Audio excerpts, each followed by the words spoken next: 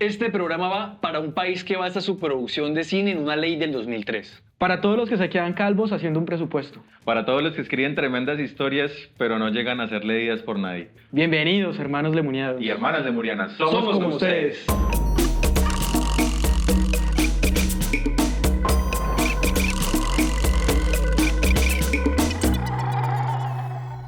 Hoy estamos en el tercer capítulo de esta serie de podcasts que hemos preparado con los compañeros de Lemuria.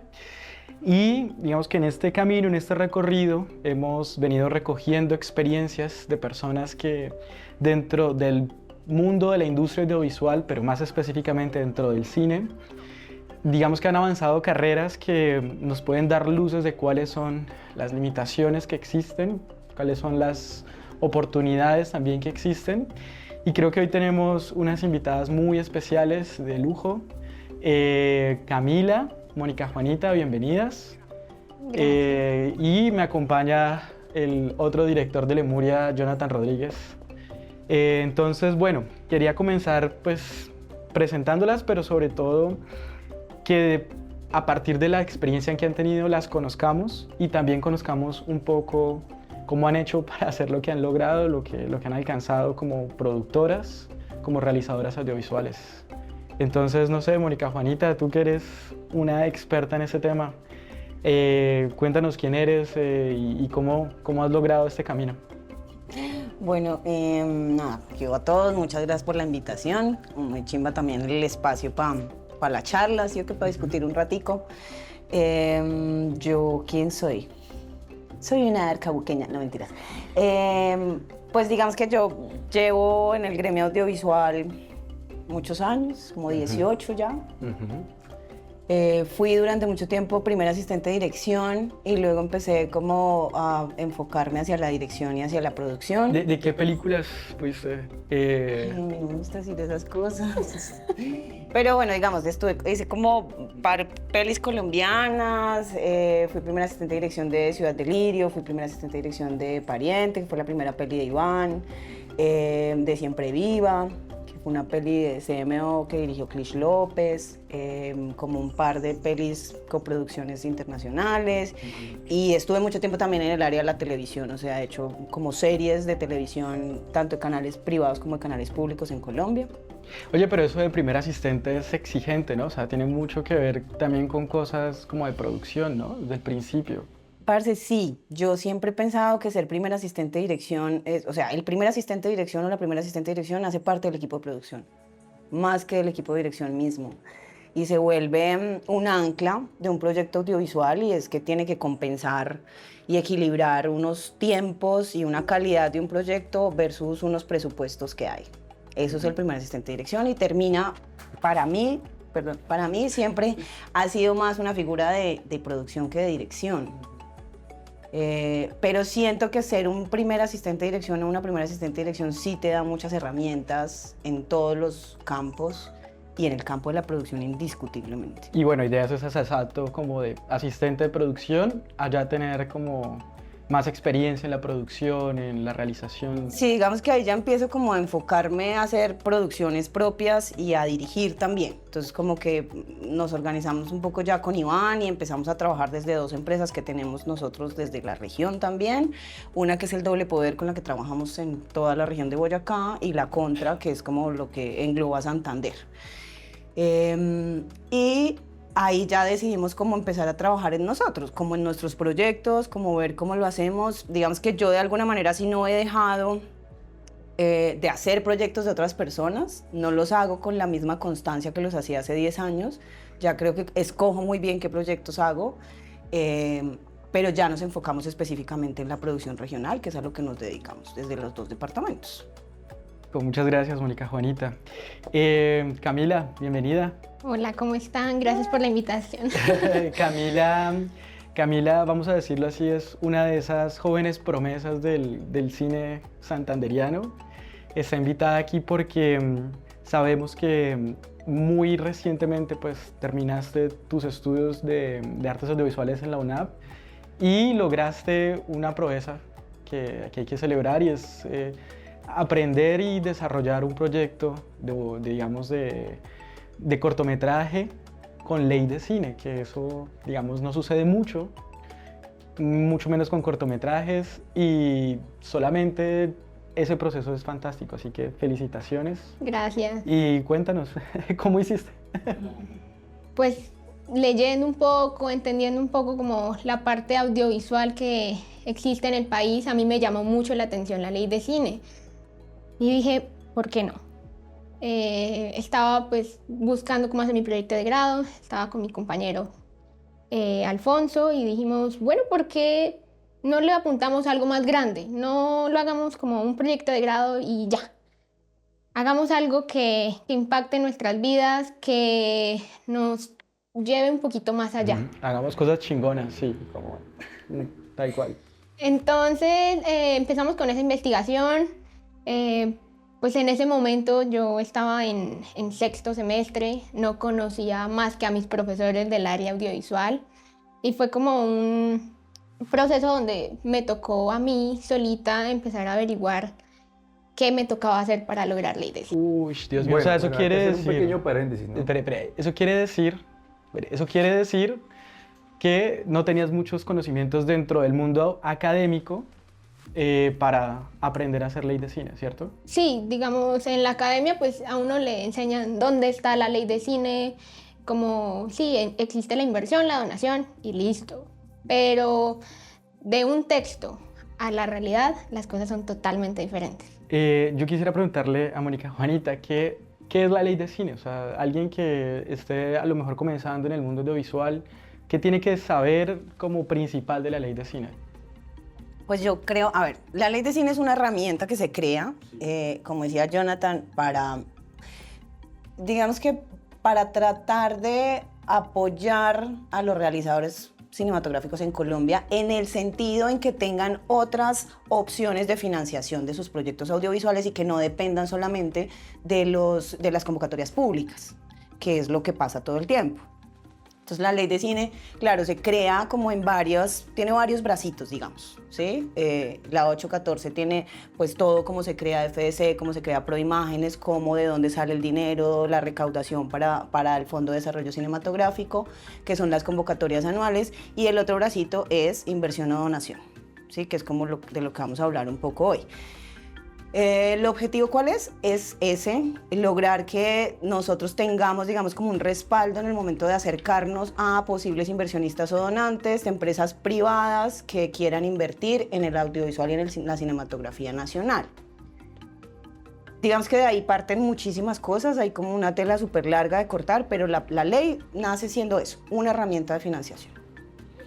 Listo. Y usualmente, ¿cuál es como el proceso? Es decir, ¿qué debe uno hacer, presentar, tener de una obra para poder acudir a la ley de cine? ¿Y qué tanto de eso requiere un trabajo artístico, un trabajo de desarrollar ideas y otro tanto de sudor y lágrimas burocráticas, legales? ¿Cuál es la proporción de ese doble trabajo? ¿Quieres tú? Dale. Pues digamos que el proceso como se hace un poco para poder aplicar es, sí o sí tienes que tener un guión escrito, sí debe existir la historia como tal ya en un guión, y existen unos requisitos mínimos, o sea, ese guión, existen unos requisitos como un presupuesto general de ese proyecto, cuánta plata vas a necesitar para llevar a cabo esa película, desde el proceso de desarrollo, o sea, desde una reescritura de guión, hasta el proceso de exhibición y promoción, o sea, que la película esté en salas de cine, que la gente la vea, que le salga a su merced la publicidad en el paradero del bus o donde sea que usted lo cree. Yo tengo una pequeña hacer. pregunta sobre eso. Hay algo que pues, se ha denominado producción artesanal, y bueno, un poco de lo que la denominan así es cuando la misma persona que escribe el guión es la misma persona que la dirige, es la misma persona que la produce. O sea, digamos, el modelo de negocio sigue siendo, digamos, en este caso, escribir el guión por parte del mismo productor y el mismo director, o ya se ha avanzado un poco en casas, por ejemplo, productoras que compren los derechos y establezcan el director y generen todo el rodaje. Funciona de todas las maneras. Ok. Funciona de todas las maneras. Es como, yo puedo tener una idea y no escribo. Entonces contrato a un guionista y le digo, parce, yo tengo esta idea, sentémonos a echarle cabeza y usted plásmeme esa vaina en un guión. Existe la otra manera y es, claro, el proceso de desarrollo de una película es muy largo y lleva mucho tiempo. O sea, uno puede durar 4 años desarrollando una película. ¿Sí? No es como que tú escribas una primera versión de guión y esa versión de guión se va a rodaje y ya está, y te ganas todos los premios y todas las convocatorias. Entonces, lo que pasa es que en ese proceso tan largo, poder financiar el sueldo de 3 personas es muy difícil. ¿Cómo financias tú un sueldo de un productor, de un guionista y de un director? Por otro lado, yo siento que en Colombia no estaba tan elaborado, tan desarrollado o con tanta fuerza el oficio del guionista. Entonces, los mismos directores escribían sus guiones. ¿Sí? Era difícil poder trabajar en equipo, era difícil poder hacer un cuarto de escritores, pagarle a 10 personas para sentarse en hablar y hablar y hablar y hablar de un guión, de unos personajes, de una estructura dramática, de qué queremos con esta película, de qué buscamos. Es muy complejo y es un proceso que te puede llevar 6 meses. Entonces, de ahí yo creo como de esas falencias de recursos, digamos, empieza como a gestionarse cada persona o cada proyecto, cada equipo de trabajo, cómo hacerlo viable. Por eso el guionista es el mismo director, ¿sí o qué? También una cosa de confianza, de si es eso lo que yo quiero realmente ver en mi película. O sea, hay muchos guionistas, por ejemplo, a los que les cuesta ver un producto final. ¿Sí? Si yo escribí esto, marica, o sea, esa no era la intención que yo tenía con ese personaje y el director lo interpretó de otra manera y el actor o la actriz de otra. Yo tengo frente a eso una cosita. Uno de los intereses que tiene la ley de cine es la protección de los derechos de autor. En Colombia, pues el marco que se utiliza para la producción cinematográfica es de los derechos de autor. O sea, le vamos a conceder los derechos al guionista, él verá qué cede, con qué se queda, cómo lo negocia. ¿Cómo estamos ahí? O sea, ¿cómo está, por ejemplo, el área de Santander frente a esos conocimientos del primer proceso de la escritura del guión? Por ejemplo, ¿qué tanto o se ceden todos los derechos? El guionista, digamos, dice, yo le cedo los derechos para que dirija y se firma un contrato estándar. O hay negociaciones, o se apropian de los derechos que tienen, hay conocimiento de los derechos o no los hay. Yo creo que ese es un punto como súper importante, Jonathan, porque de ahí radican muchas cosas y creo que pasa siempre en todas las regiones, exceptuando, en este podcast vamos a hablar de regiones, exceptuando obviamente Antioquia, Bogotá y Valle. O sea, esas regiones no entran como en esta discusión de podcast. Son muy fuertes, son los... Sí, son unas industrias que podríamos decir, unos gremios que están muy establecidos y que nos llevan años luz. O sea, eso es... Sí, o sea, tener una comisión fílmica tan desarrollada como la tiene Medellín. La tiene Medellín, la tiene Bogotá, pare de contar. Entonces sí están en otro momento audiovisual y cinematográfico que nos llevan bastante a las demás regiones. Entonces, ¿qué pasa con ese tema de los derechos de autor, digamos, desde el guión? Y pasa mucho en las regiones, y es que ni siquiera tenemos conocimiento realmente de cuál es el derecho de autor que prima sobre los guiones. O sea, hay personas que creen que el derecho de autor prima sobre una idea. No, en Colombia no prima sobre una idea. Una idea la puede tener cualquiera. Y nos podemos sentar aquí hoy y sacamos de una bolsa 5 papeles y todos nos vamos a inventar una historia diferente y a nadie le pertenece. O sea, hasta que eso no sea un guión escrito, paginado, titulado, tú no lo registras en derechos de autor. Tú no puedes registrar una idea. Yo tengo ahí una inquietud, porque es importante también mencionar qué rol juega el guión y qué rol juega la propuesta precisamente al presentársela al inversionista, al que se le va a vender ese mundo soñado de una película. Entonces, no sé, Camila, ¿cómo hiciste? Es decir, cuando te acercas a un empresario, te acercas a una persona de estas, ¿van a leer el guión? ¿Les interesa el guión? O igual hay que presentar la propuesta, pero no de esa manera y hay que usar otros recursos, qué sé yo, no sé. Yo me acuerdo que la vez que fuimos con el jefe de la empresa, el gerente, nosotros hicimos una presentación así súper linda, como de esta es la historia, y o sea, súper bonito, así un pitch. Y el man fue como, ajá, sí, ¿me pueden mostrar los números? Y nosotros como, uff, choque de realidad, sí.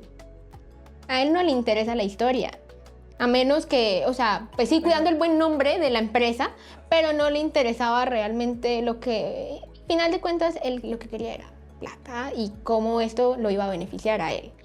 Y quería, obvio, pues sí quería salir la marca de X cosa y demás. Pero así como que se ponga a leer el guión, no. Estamos hablando de gente que pues vive ocupada, que sacar una reunión es como rogarle, por favor, recíbame.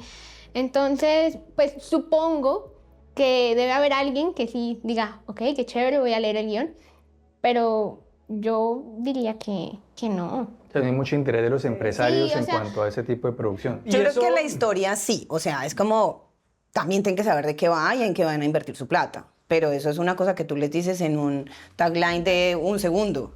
La película va de esto, esto y esto. Uy, ahí tengo una pregunta que a mí se me ocurre y es, a ver, dentro del mundo de los estímulos públicos hay como, buscan una serie de películas que estén dirigidas a un público, que se puedan comercializar. Cuando ustedes van a donde el empresario, ¿no sienten que ese mismo desinterés por el guión también da como libertad? Como, bueno, aquí podemos arriesgarnos a hacer algo más experimental. Pero cuando dices que las convocatorias buscan, ¿te refieres como las convocatorias nacionales?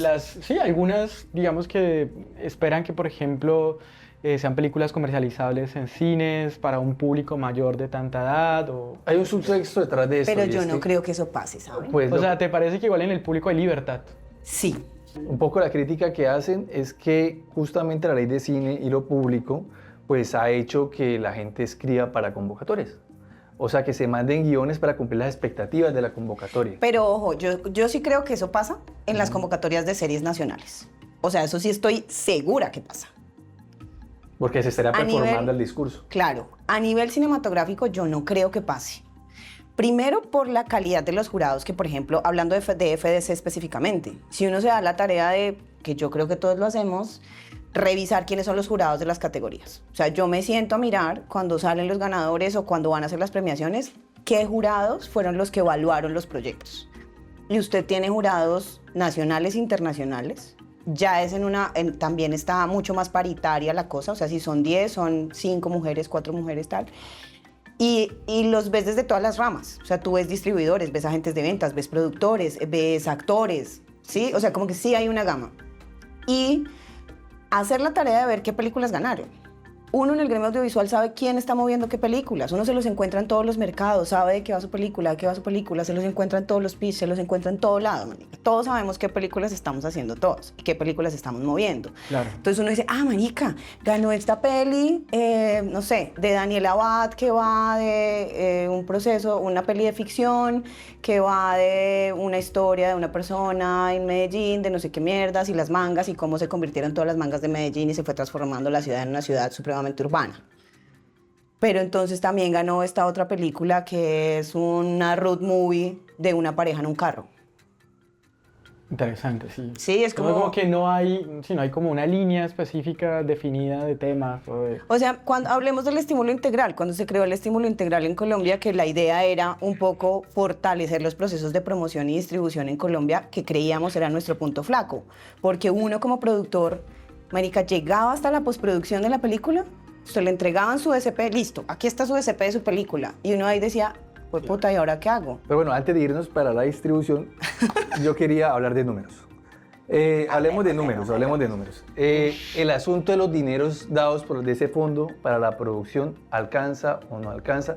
Porque hablábamos un poco detrás de cámara que, digamos, se sumen muchos riesgos a la hora de financiar un proyecto aún teniendo el estímulo público. Entonces yo quisiera que nos contaras un poco qué pasa con esos dineros. Ya podría ser desde las dos experiencias, digamos, tú ya viéndola y también de la experiencia vivida por Camila en la producción de su película. O sea, ¿alcanza o no alcanza la plata? Hablemos de números. Hablemos de números, Camila. Hablemos de números con Camila y Drobo. Tengo una deuda. Le debo al banco. No, Marica, o sea, con Focine, que era la anterior, antes de que existiera FDC, existía Focine, que era donde estaba Mayolo y Ospina y toda esta vuelta. Pues, marica, la gente empeñaba las casas, vendía todo para poder hacer una película. Sigue pasando también, o sea, en menor cantidad, creo, pero... Señora Camila Hidrobo, hablemos de números. Hablemos de números en ley de cine. En mi caso, pues, como Moni contaba, uno tiene que hacer un presupuesto y, pues, dentro de mi ideal de producción siempre ha sido pagarle bien a la gente.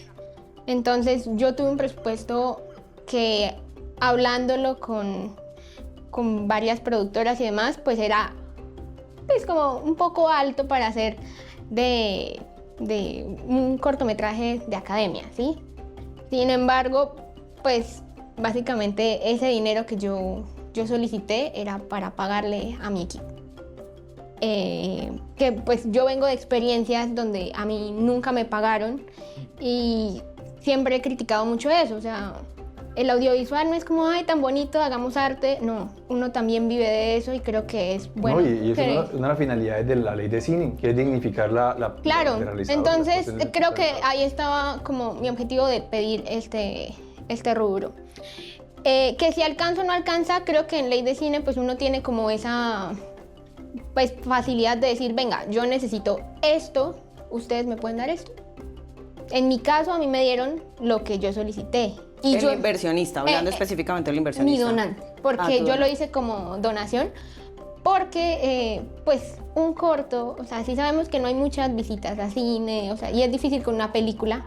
Un corto era prácticamente imposible que llegara a salas, y menos con la temática que yo estaba manejando. Espera un segundo, una aclaración. El hecho de que hayan sido donaciones no quiere decir que no vayan a recibir un certificado. estímulo, un certificado con el que pueden, o sea, igual el donante también se beneficia, ¿cierto? Sí. Lo único es que no, o sea, no va a recibir ganancias sobre el corto, que es lo que hace. Por ejemplo, tú cuando le hablaste de números a ese señor o a esa señora, ¿qué le prometiste? O sea, que No. necesitaría una sesión tributaria, va a tener un retorno de esta manera. Sí, el certificado tributario fue lo único que yo prometí y fui muy sincera.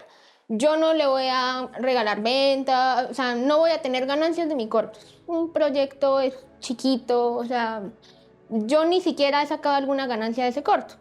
Entonces, Y ya Es- paila, mariquis, No, porque y ya es nos algo jodimos. reconocidísimo Claro. que la mayoría de producciones no tienen reto. O sea, después de pagar todo, no queda. no, y pues a nosotros nos quedó lo que nosotros nos pusimos como nuestro salario, pero creo que uno tiene que ser como muy sincero con eso, o sea, llegar al inversionista y decirle, listo, esto es lo que yo le puedo prometer, porque si uno se pone que no, que va a ser una super película exitosa, no sé qué, No termina de pagar. no, y creo que uno termina pues dañando mucho lo que busca la ley, porque si uno no cumple con esa expectativa que da al empresario, obviamente ellos se van a empezar a contar y decir, no, vea, yo invertí en esto y me fue fatal, no lo volveré a hacer. Entonces creo que nosotros como productores debemos tener como esa responsabilidad de prometer las cosas que somos capaces de darle al inversionista donante. Por eso siento que funciona la ley de cine más por donación.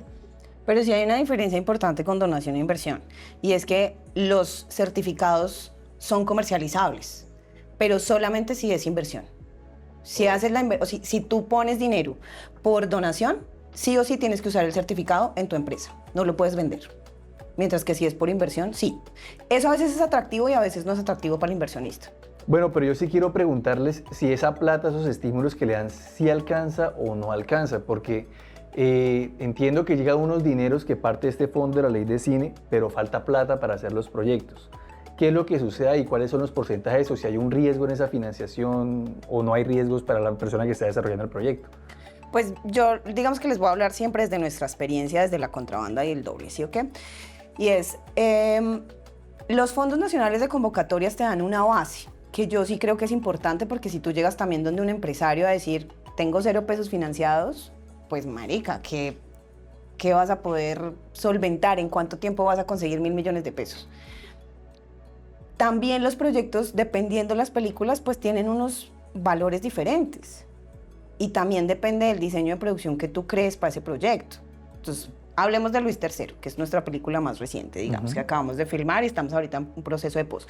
Luis III tiene un premio de largometraje regional de FDC, que para ficción eran 400 millones de pesos. Otra cosa de la que nadie habla es que igual a las convocatorias que te ganas te hacen retenciones. Entonces tú no tienes 400 millones netos, empecemos por ahí. Pero sí tienes que legalizar 400 millones. ¿De dónde sacas la parte que te quitan y que te retienen? Pues mira, a ver, ¿tú qué haces? O sea, tienes que producir. Entonces yo digo, listo, mi película no vale 400 millones. Mi película vale 1.800 millones de pesos. Eso valía producir Luis III con 8 semanas de rodaje, con 8 o 10 semanas de preproducción completa, teniendo unos tiempos, unas capacidades, pagándole a un equipo de una manera, una cantidad de cosas. Entonces tengo una base que son 400 millones. ¿De dónde me saco los otros 1.400? Empiezas a buscar otros espacios de financiación y nosotros con Iván decidimos tratar de entender cómo funcionaba la ley de cine y moverla desde las regiones. Entonces nos dimos a la tarea durante 2 años de estar en Bucaramanga, de conocer cómo funciona la industria, de saber quiénes eran los empresarios, cómo llegarle a quién, dónde, entendiendo también el tipo de película que teníamos. Y es que es una película que habla sobre la tercera edad, que es súper de esta ciudad, que se siente la ciudad, que además teníamos un plus, que yo pensé que era un plus muy grande, y es que es una película que yo siento que la va a ver cualquier persona. ¿Sí? No está como encasillada en un solo género, en una sola edad, en un solo grupo etario. Y que tenía un nivel de product placement que podía salir muy natural. ¿Sí? O sea, si yo tengo a unos viejitos tocando con un acordeón, pues marica, el acordeón tiene que ser Hohner. Y yo no estoy forzando que sea el acordeón de la marca Hohner. ¿Sí? Entonces, para nosotros... ¿Podemos decirlo, director? ¿Podemos decir eso? Sí, somos libres. ¿Verdad? El acordeón, entonces, eso era un plus y empezamos a estudiar la ley de cine. Nosotros nunca lo habíamos hecho. O sea, todos sabemos que existe, hemos leído la misma vaina, pero nunca lo habíamos hecho directamente. Y ese fue todo un camino muy berraco porque fueron 2 años de entender, de sentarnos, de discutir, de no saber, de buscar tributaristas, de sentarnos con los revisores fiscales de las empresas, con los contadores, para explicarles qué pasa. Y es otro trabajo súper adicional y súper diferente a hagamos cine y seamos felices. Mónica, no. O sea, tú vas a buscar un inversionista, el inversionista te dice qué chimba, Mónica, Juanita, Iván Gaona, lo máximo, ustedes son increíbles, pero siéntense con mi contador. Claro. Y como somos artistas, entonces los artistas no sabemos ni de derecho ni de contabilidad. Entonces es una tarea muy juiciosa que hay que hacer. Y en la también. profesión, digamos, en materia profesional, las universidades, las academias, o sea, ¿eso los forma en algún sentido frente a eso? ¿O? Yo no sé si desde la parte académica de pregrado. A mí no me pasó y hasta que yo no hice una especialización en producción ejecutiva, marica, me enseñaron hasta a manejar Excel. O sea, tenía un profesor que me enseñó a manejar Excel. No, en mi caso tampoco. O sea, yo creo que lo mucho que llegamos es como hacer un presupuesto. Pero yo recuerdo que en la academia, o sea, les daba durísimo hacer un presupuesto. O sea, creo que siempre se ha dicho como, ay, somos artistas y demás, pero creo que esa parte de saber manejar dinero, presupuesto es supremamente importante porque le estás poniendo un valor a tu obra. Yo tengo ahí una inquietud y es qué tan importante, bueno, que la academia lo enseñe o no puede funcionar porque al final la práctica es la que te hace dominar el arte de sacar adelante un proyecto así. La cuestión es también qué importante es que el gremio en una región como Santander, en una región como esta, empiece a tomar como conciencia de que es un camino y que ya hay otras personas que lo han hecho y de alguna forma u otra compartamos eso, ¿sabes? Y es también un poco el propósito de este podcast. ¿Qué hay que hacer? Es decir, ¿vale la pena? ¿No vale la pena? Hay que sentarse a tomar y a llorar. Eso hay que hacer. O sea, un roncito para esta mesa, por favor. ¿Por qué? ¿Por qué? Porque ese... Uy, Dios. O sea, yo les hablo de mi experiencia, de verdad, es que fueron 2 años de mucho trabajo, de muchísimo trabajo, donde además tú cómo te pagas 2 años, cómo solventas tu vida, porque es que igual tú tienes que seguir pagando servicios y arriendo y comer. Pero fueron 2 años de trabajo súper duro, puestos pues con la corbata y el tacón de irse a visitar a uno de los empresarios de que crean en esto de que sí funciona, convencerse uno mismo de que sí funciona, porque eso es una cosa muy importante. O sea, si yo me siento a ver la ley de cine, digo, marica, ¿yo cómo voy a convencer a alguien que esto funciona? Esto no funciona. Ya. Porque a mí me están dando un beneficio tributario, eso es lo que yo estoy ofreciendo. Pero yo, ¿cómo puedo decirle al empresario fresco que en 2 años yo le voy a devolver a usted el 43% de su inversión que hace falta? ¿Qué haces? ¿Te endeudas con un banco, un crowdfunding? No, pues que me suicido y que cojan mi seguro de vida, marica, porque no, es muy complejo porque ahí es donde empieza a jugar mucho cómo nosotros desde producción realmente podemos solventar. Entonces lo que hace la mayoría de la gente, o nosotros igual hablamos con mucha gente que ha hecho ley de cine, en Colombia está Marco Esquivel y Alejandro Zapata, si no estoy mal su apellido, y son un grupo o son un equipo de trabajo que todas sus películas las hacen con ley de cine. Uy. Todas.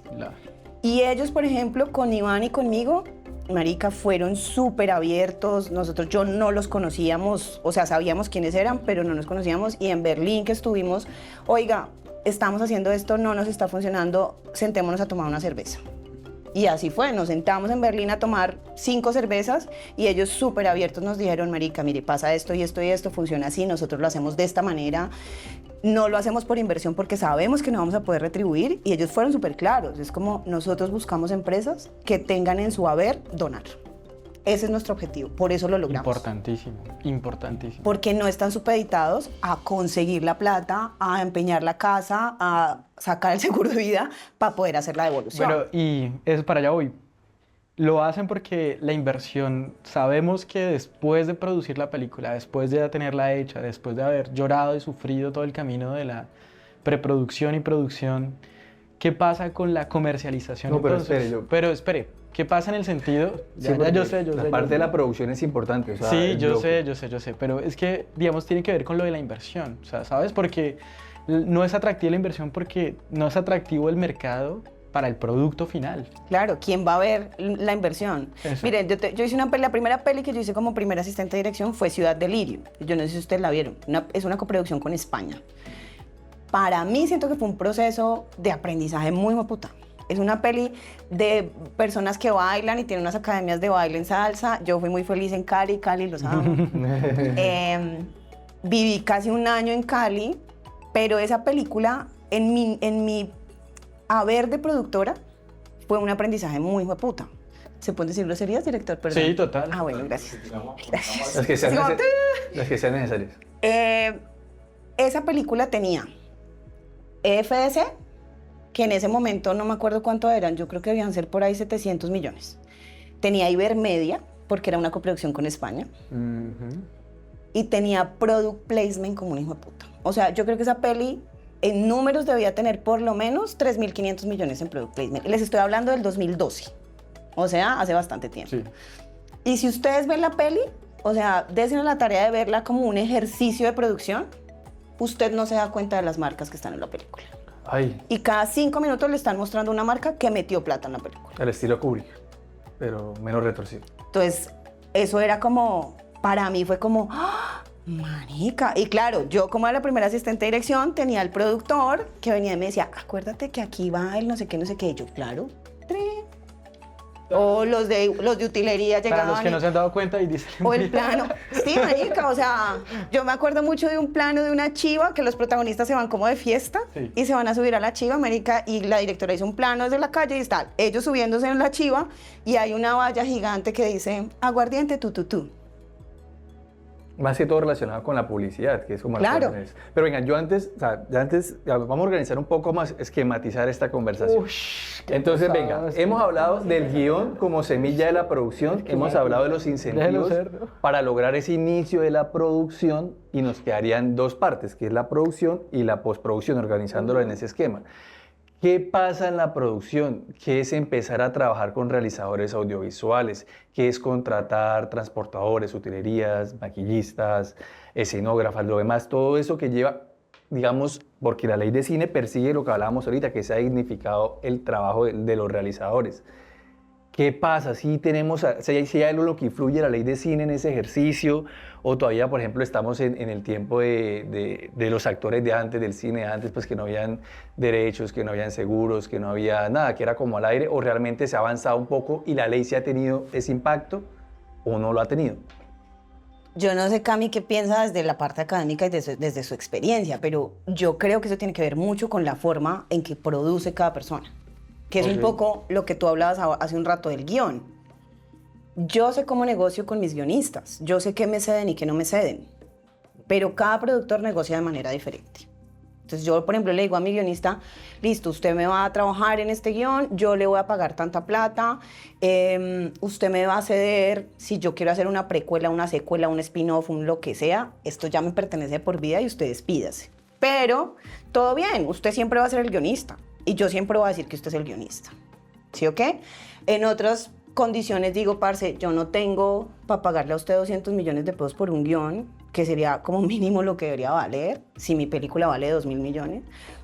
Entonces hagamos una cosa, cédame sus derechos del guión para que yo lo pueda mover 5 años. Deme 5 años a ver si yo consigo la plata.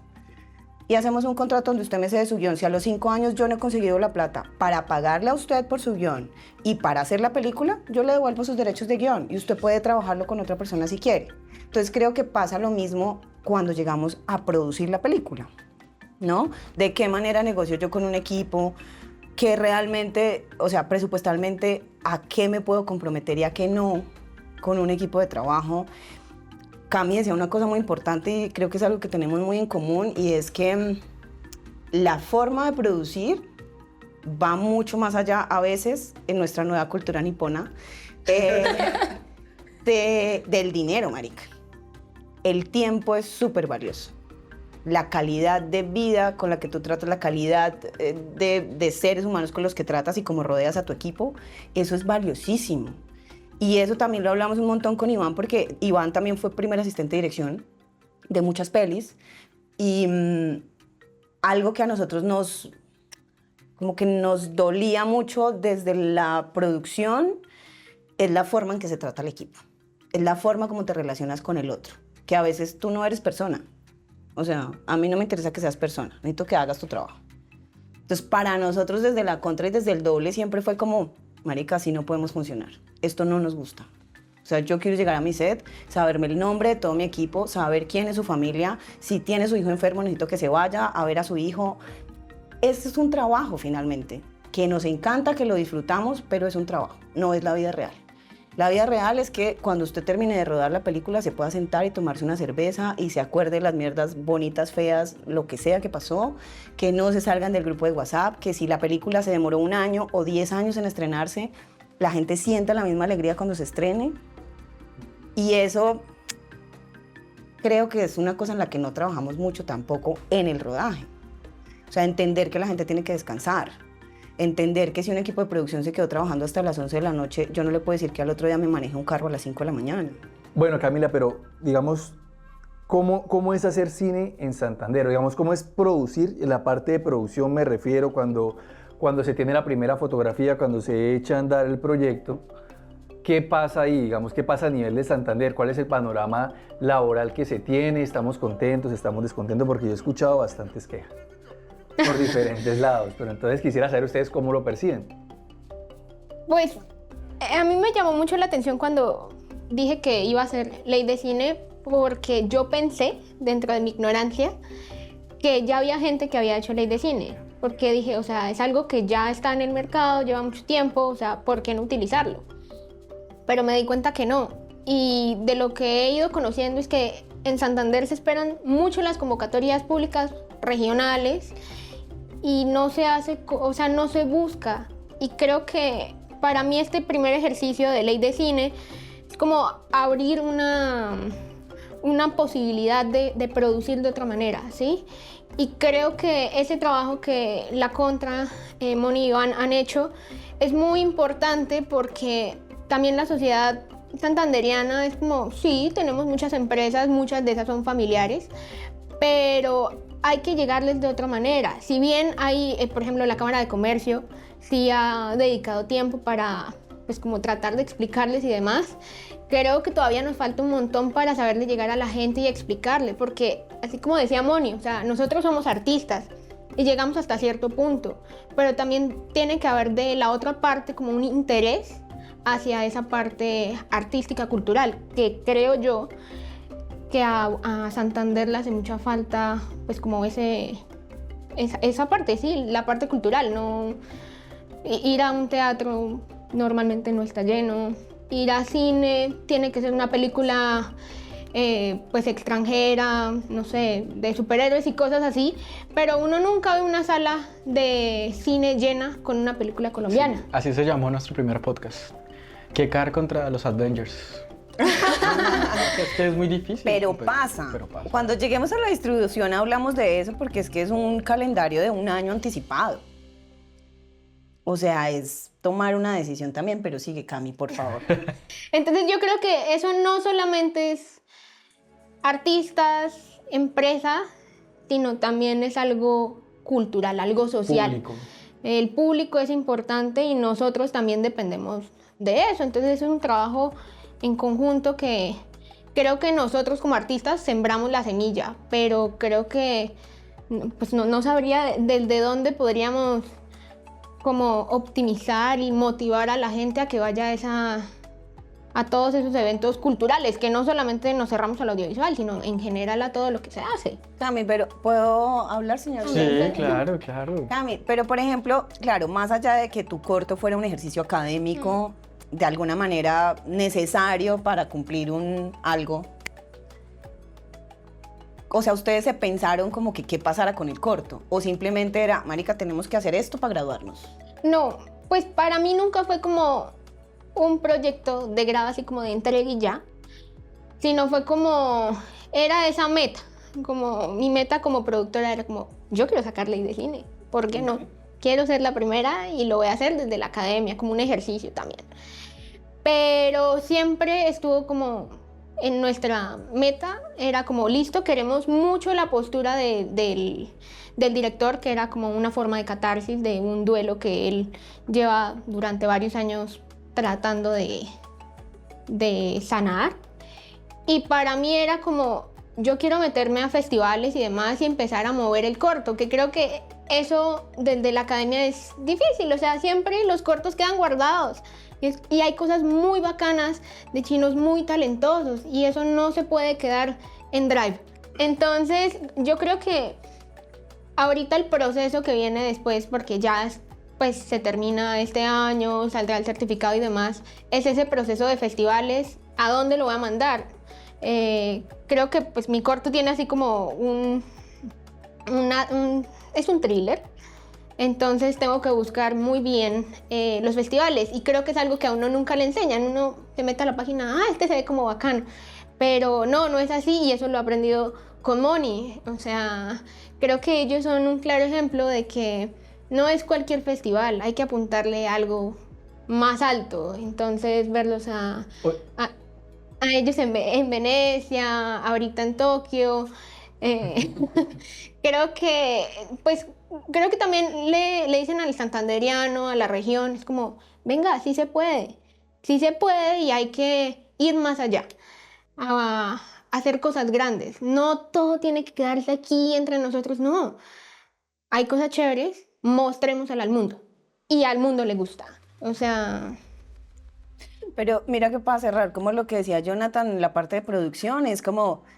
Presupuestalmente un proyecto puede funcionar o no, depende como tú quieras y cómo lo diseñes. Yo puedo hacer una película con 300 millones de pesos o puedo hacer una película con 3.000 millones de pesos.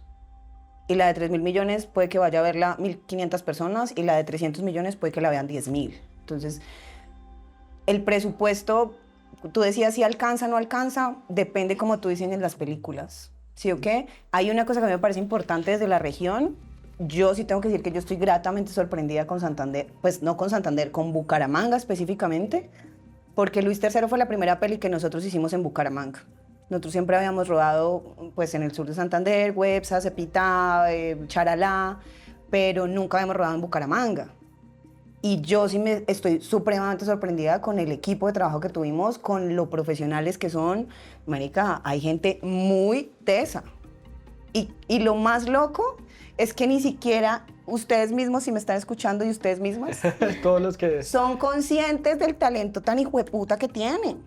A ver, sí, es cierto, hay que creérselas de que ya aquí en Santander hay un gremio consolidado, unas personas con las capacidades técnicas para sacar adelante ese tipo de proyectos y eso me parece maravilloso que alguien que ha trabajado con la gente de aquí lo diga y que la gente de aquí también se lo crea para cobrar lo que debe cobrar, para sentirse también, digamos, empoderados de su trabajo.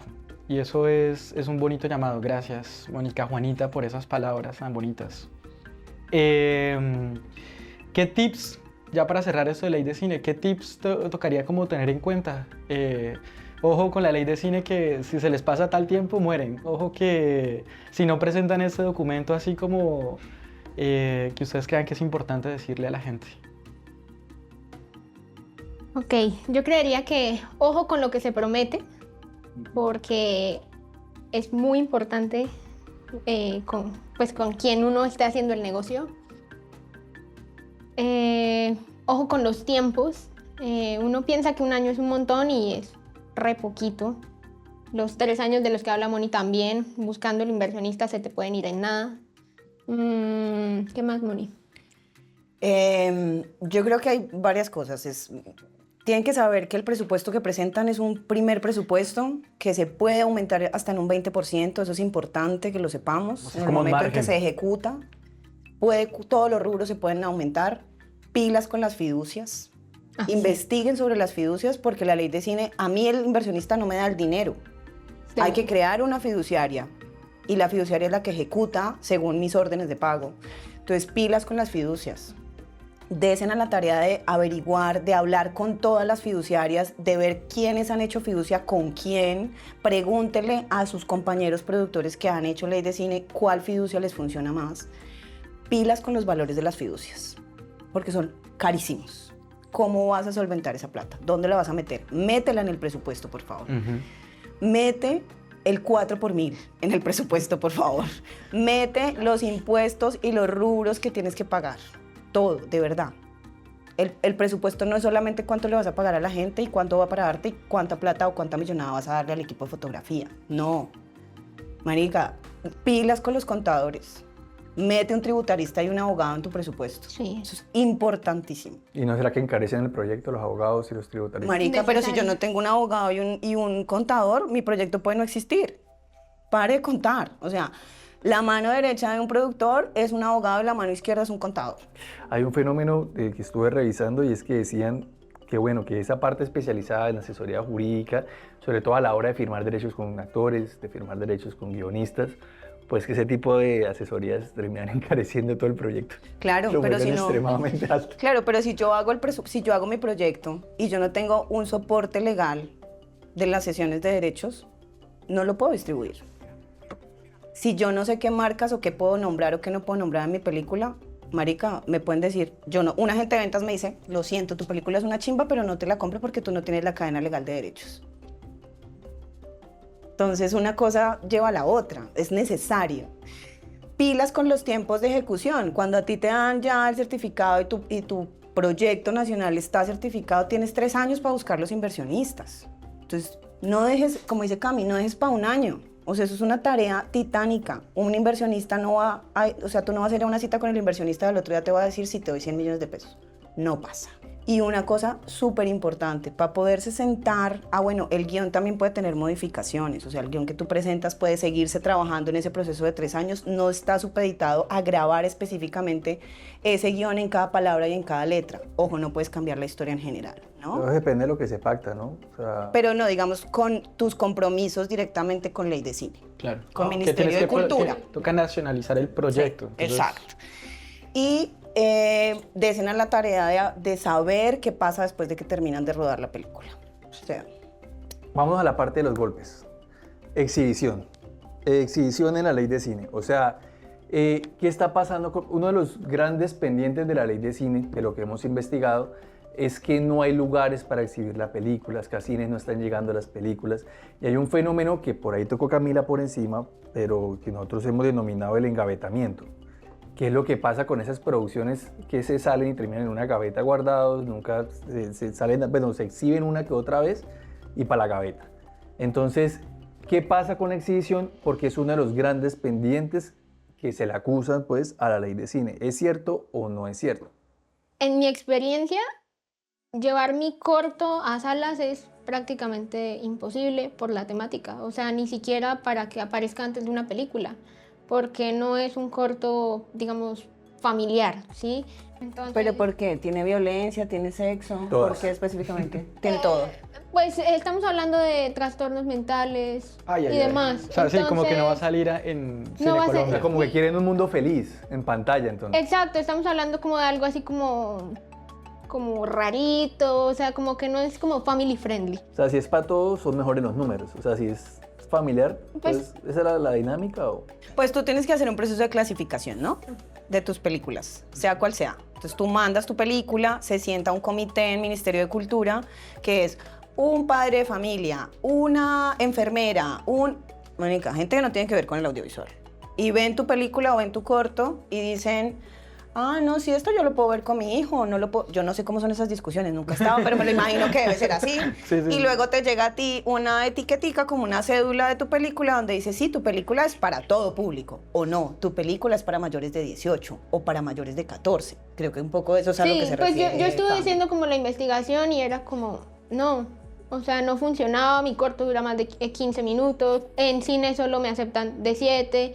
Entonces, para mí eso fue un reto porque además era algo de lo que yo no estaba enterado. O sea, cuando yo leí la ley de cine, a mí esa parte de distribución no la tenía muy clara. Yo dije, no, pues por salas de cine no es. Y ahí yo entré en crisis y dije, ¿qué voy a hacer? Pero entraste en crisis porque te exigen Me exige, sí. Te exigen que tienes que exhibir. Exhibir. Entonces yo dije, ¿dónde exhibo un corto? Y Está buenísimo. entonces ahí estaba trabajando con Moni y yo, Moni, auxilio, ayúdame dónde exhibo un corto para ejecutar ley de cine. Yo me enteré ahí que existían las salas IREC, que son ¿Qué como son las las salas IREC? independientes, avaladas por el ministerio. Y creo que esa fue como la solución. Sin embargo, me parece que no llega a lo que la ley busca, que es esa, o sea, que se vea más cine y demás, porque si bien va a llegar a esta sala y yo lo voy a mandar a festivales, pues podría haber como espacios donde se pudiera ver este tipo de trabajos que se hacen, pero siento que, por lo menos en mi caso, no trasciende. Ahí hay una Y paradoja. y hay una propuesta que podría ser interesante, que circula también, no sé si alguno de ustedes sabe eso, y es también subsidiar la distribución o subsidiar... No estoy de acuerdo.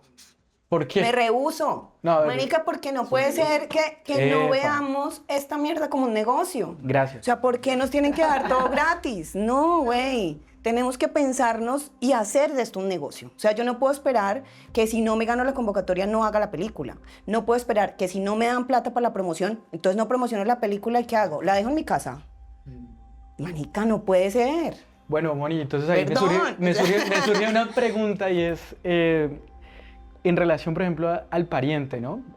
Una película que fue muy ganadora en festivales y en el cine especializado, pero que, a ver, valdría la pena algún día verla cargada en Netflix. ¿Qué hay que hacer para llegar allá? ¿Qué hay que Claro, hacer lo para que hacer pasa es eso? que la distribución en plataformas es otro negocio. Sí, no me y hay jodas. una dicotomía muy grande que también se la critican en la ley, y es que, o sea, lo que decía Camila, la paradoja es la siguiente, que las plataformas como Netflix y la gran cantidad de piratería, pues hacen que las salas de cine tengan menos público. Entonces, digamos, la ley está pues pensada para fomentar que la gente vaya a las salas de cine, pero las plataformas le quitan. Entonces, ¿cómo hacemos ahí? Pero eso no tiene nada que ver con la ley, eso tiene que ver con la vida misma. Con el mercado. O sea, nosotros mismos, marica, estamos pegados a un celular y si yo entro a mi celular y veo 15 segundos de algo o en Netflix, hoy domingo en la tarde abro Netflix, pongo 15 minutos de la película y no me gustó, chao, next. O sea, así mismo se está moviendo en general el mundo, ¿no? Es como...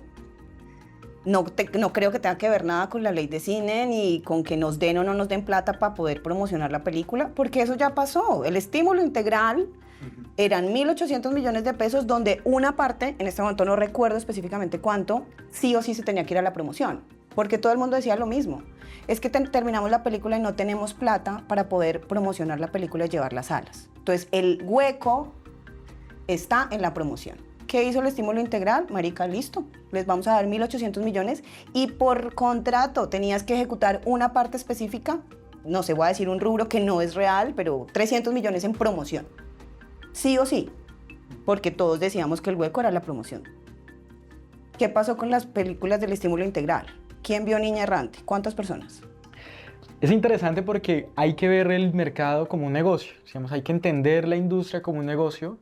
Sin eso nos vamos quedando atrás en las dinámicas globales. O sea, de hecho, el problema no solamente es que la gente no vaya a cine ni nada, sino que nos vamos quedando atrás. Y hoy en día ha mutado a una nueva forma de verse y entenderse el entretenimiento, el cine, el arte audiovisual. ¿Qué tan riesgoso es eso para el artista, para ponerlo ya en el contexto de, bueno, estamos produciendo ya para pensar en Netflix, para pensar en Amazon? ¿Cómo hacemos ese tránsito a esos nuevos caminos, a esas nuevas plataformas? ¿Cuál debería ser? ¿Desechamos la ley de cine o seguimos en ella? Yo creo que tiene que ver con qué queremos hacer. O sea, si mi objetivo como productora es que mi película esté en Netflix, pues, marica, todo mi diseño de producción, desde que me siente a desarrollar una idea, va a ser para estar en Netflix. Punto. O sea, desde antes el producto se piensa para el mercado. ¿Para dónde va? Si mi objetivo es que yo quiero ir a los Goya o ganarme San Sebastián, marica, desde que me siento a escribir mi guión, todo lo que se mueva de ahí en adelante está enfocado a ir a San Sebastián. Si por el contrario solo quiero que lo vean en mi pueblo y que esté en la biblioteca de mi pueblo, marica, pues me voy a enfocar para que sea más cercano y para que sea para ese territorio, para ese momento. No está mal ninguna de las anteriores, todos son un camino. El camino que uno como productor o como equipo de trabajo quiera tomar está bien, en todos los sentidos. Yo no sé, yo creo que un poco entendiendo esa dinámica mundial, en algún momento a nosotros como realizadores se nos volvió un objetivo las plataformas. Entonces uno iba al BAM y todo el mundo quería tener una cita con la gente de Netflix.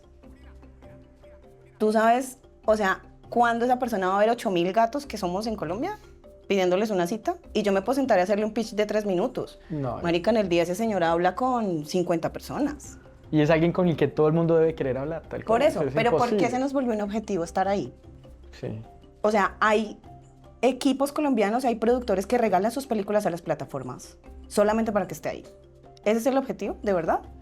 Yo quiero poner a Dios al amigo en Prime para que la vea todo el mundo y por cada visualización me den $1 centavo. No, yo no lo quiero hacer. Bueno, pero entonces, Mónica, Juanita y Camila, ¿qué hacemos? O sea, la ley de cine está funcionando porque es que, bueno, uno de los proyectos de la ley de cine era que se estimulara el cine nacional, que hubiera más producciones, más diversidad, y realmente pues ya contamos con muchas películas, Los Reyes, La Estrategia del Caracol, contamos con El Abrazo de la Serpiente. Digamos que hay una cinematografía nacional que es diversa y que ha podido también tener pues, nacimiento a partir de la ley de cine. ¿Sí? Pero entonces, ¿qué hacemos? ¿Con la ley de cine es suficiente? ¿Vale la pena tomar el riesgo de cambiar? Porque es una ley incluso del 2003, es vieja. Entonces, no se digan ustedes o sugieran o acusen o no sé, o reivindiquen. Lo que quieran reivindicar, sí, es cierto. Ese es el momento. Yo siento que es una herramienta, que hay cosas que tanto para uno como productor como para los inversionistas no son atractivas. Y es que, claro, la ley es un bracito y te dice, te devuelvo el 57% de tu inversión para que lo deduzcas de tu utilidad tributaria, de tu renta tributaria. Pero nosotros, entendiendo el mercado que manejamos o cómo vemos el proceso, pues mariquis, ¿cómo les devolvemos el otro 43%? Entonces, para un inversionista que de verdad, como dijo Camila, es sentarnos a hablar de números. Aquí no es que esto es una poesía urbana de Santander y esto va a contar algo que nadie nunca y es mi película necesaria. Y no, manica, hábleme de números, cuándo, en cuánto tiempo, cuál va a ser mi rentabilidad. Entonces, realmente si no tenemos, que era lo que veníamos hablando, un proceso de distribución, de promoción y de exhibición que nos vaya a generar una retribución económica, no tenemos cómo devolverle al inversionista. Lo cual, como decía Cami hace un rato, si yo prometo algo que no puedo cumplir, se puede volver un problema en contra, no solo mío, sino para el resto del gremio, porque los empresarios ya no van a creer. ¿Hay que legislar? O sea, yo no sé. Esa es una Otra conversa parada. larga. Esa es una conversa muy larga. Pero yo no sé, Cami, cómo lo ve también desde ese otro lugar. No, yo creo que no hay que descartarla y creo que vale la pena jugársela y entenderla, porque lo que les decía antes, una cosa es verla en el papel, otra cosa ya es ejecutarla. Y ahí uno va entendiendo cómo funciona. Y creo que hay, como decíamos con Moni, depende de la estrategia de producción que uno quiera hacer. Listo, me gustó la ley de cine y la quiero volver a hacer. Qué chévere, ya sabes cómo hacerla. ¿La volverías a hacer? La volvería a hacer, sí. Apenas recupere mi casa. Apenas salga de la hipoteca. No, sí la volvería a hacer, pero creo que cambiaría muchas cosas y la haría de otra manera porque, bueno, y tendría un equipo de producción mucho más grande porque era yo sola. Pero sí lo volvería a hacer teniendo en cuenta las cosas que ya he hablado con otros productores y mi experiencia con este corto. ¿Qué tips le dan a los productores regionales? ¿Qué camino hay que andar para llegar a Tokio, para que el cañón del Chicamocha se siga viendo por allá en latitudes muy lejanas y que obviamente nuestra voz, nuestro arte, nuestras historias estén allá? ¿Qué hay que hacer para lograr esa meta? A ver, Mónica, Juanita, instrúyenos. ¿Cuál es la sangre, sudor y Tomar lágrimas que hay ron detrás? y hacer fiesta. No, mentiras. Mire, yo creo que como que todo va llegando como al mismo punto y es como que sí hay que tener un aguante muy hijueputa. O sea, eso no pasa de la noche a la mañana. Sí hay que hacer una tarea, hay que aprender a hacerla. Nosotros no la sabíamos tampoco y ha sido un camino de entender qué funciona y qué no funciona, casi que guiados por la intuición. Sí, obvio, no sé, está Proimágenes que te asesoran un montón de cosas. Tenemos, gracias a la ley de cine, los estímulos automáticos, marica, que es una ayuda a la hijueputa para poder ir a los mercados, para poder ir a hablar, para poder buscar a los programadores de los festivales. Entonces, en ese sentido, como bien encajado todo, desde la distribución. Es como, listo, tengo mi película, ¿para dónde la quiero llevar? ¿No? Entonces quiero, decía Cami, que lo hemos hablado un montón, y es, ¿qué festivales de verdad entendiendo su línea mi película puede estar?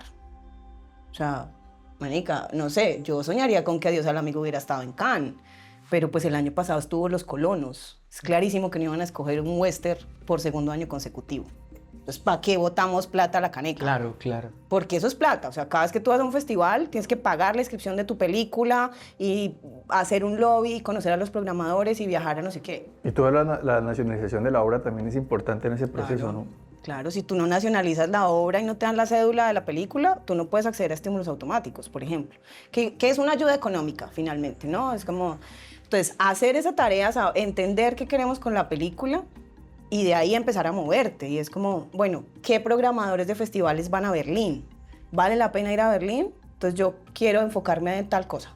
No, que a Ventana Sur viene Cannes y yo sí o sí quiero que mi película esté en Cannes. Marica, pues voy a Ventana Sur y caso a ese man y lo busco y me voy a los cócteles y lo invito a comer y le hablo de mi película y le muestro mi tráiler y si tengo la plata hago una función especial en una sala de cine para que vea el diseño sonoro de mi película y quede impactado. Como cambias el chip, ¿no? De un artista a una negociante feroz. Claro, es como, a ti te quiero, ven acá. Como, Ichiyama, te quiero, ven. Es como, lo que les decía, es como, está Proimágenes, o sea, por ejemplo, nosotros, ¿qué hicimos con, digamos, con Adiós al Amigo para que estuviera en Tokio?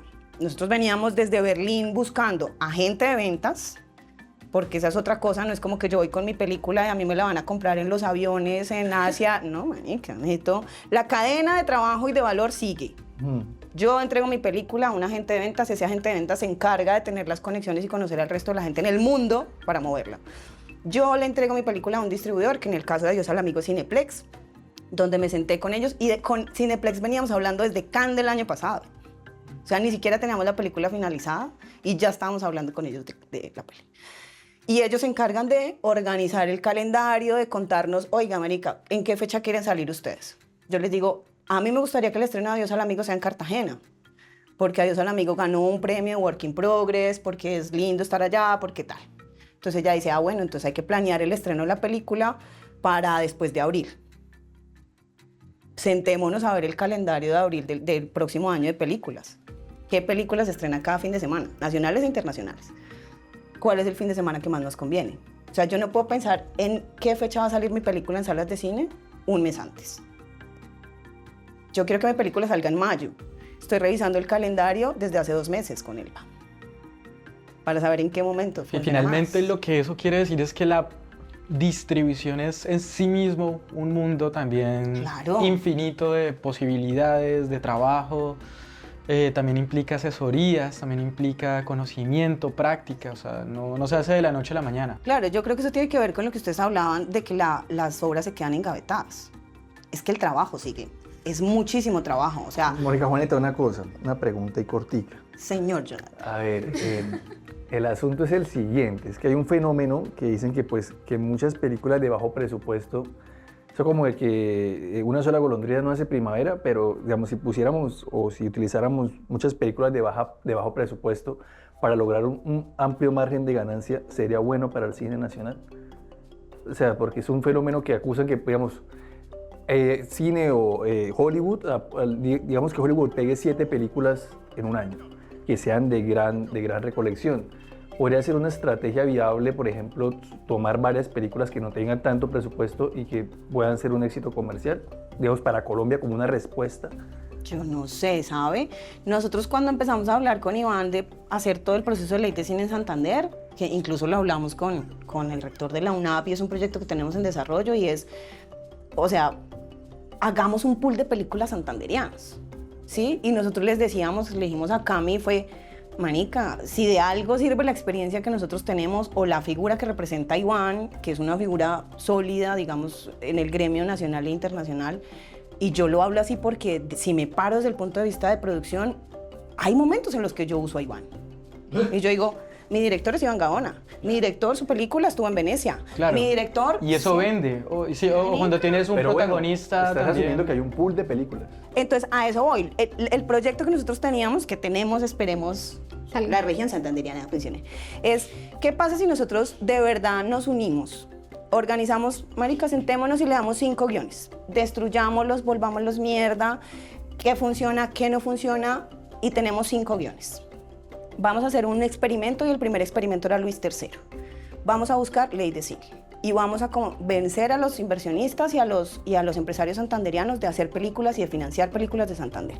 Ese era el primer ejemplo, digamos, como el proyecto piloto, ¿no? Si pasa algo con Luis III, si funciona muy bien, sea lo que sea que busquen los inversionistas, que esté en un festival, que tenga un renombre impresionante, que empiece a moverse Santander de otra manera también, pues el próximo año que vayamos a sentarnos con esos mismos 20 empresarios Ya en un tenemos desayuno, un éxito, ya hay una. les decimos, ya hay un ejemplo. este proyecto piloto funcionó, ahora les tenemos Hagámoslo estos más. 5 guiones. Pues yo quisiera festejar que hemos conversado, que hemos dialogado. Hacemos un pequeño brindis, es parte de la Ok. dinámica.